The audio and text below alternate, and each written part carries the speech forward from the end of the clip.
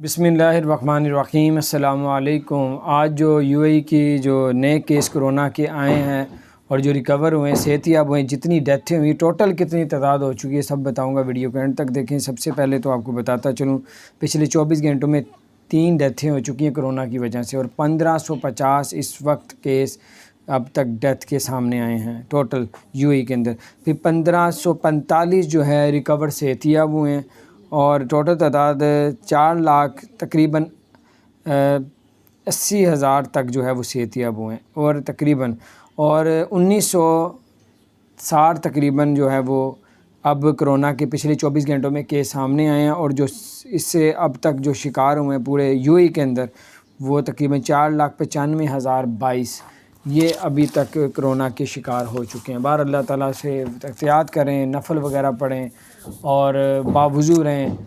अल्लाह ताला बावुज़ू रहने वालों पे अपनी रहमत करता है कि वो पाक साफ़ रहते हैं।